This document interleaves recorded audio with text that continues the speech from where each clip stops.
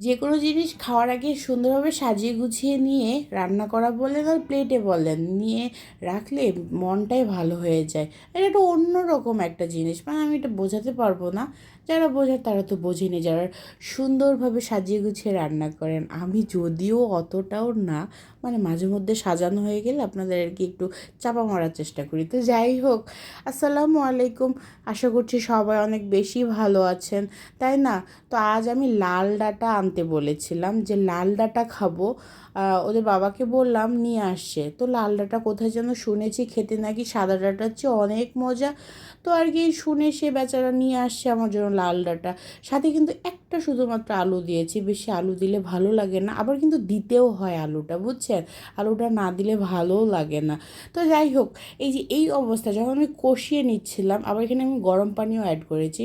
সবজিতে কখনো না ঠান্ডা পানি যদি ঝোলে বা পানি দেন তাহলে ভালো হয় না। এই যে দেখেন, এখন আবার ম্যাজিক দেখেন, লাল ডাঁটা কীভাবে সাদা ডাঁটা হয়ে যায়। আমি তো অবাক। তাহলে যদি লাল ডাঁটাটা যদি সাদা ডাঁটাই হয়ে যাবে, তাহলে তো আমি বাজার থেকে সাদা ডাঁটাটাই আনতে বলতাম, তাই না? মানে ভেজালের এই দুনিয়ায় সব কিছুই ভেজাল। আরে কেমনে বুঝবো উপরে লাল ভিতরে সাদা? মানে নিশ্চয়ই কালারিং করা। এখন কি খাবো কি খাচ্ছি, মানে মাথা মুথা আমার ঘুরতেছে।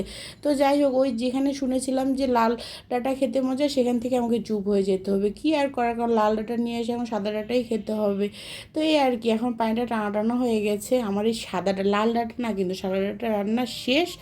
এই এখন আর কি পানিটা টানা টানা হয়ে গেলে খেয়ে ফেলবো। কিন্তু এটাও অনেক মজা হবে মনে হচ্ছে। তো ঠিক আছে, সবাই ভালো থাকবেন, টাটা।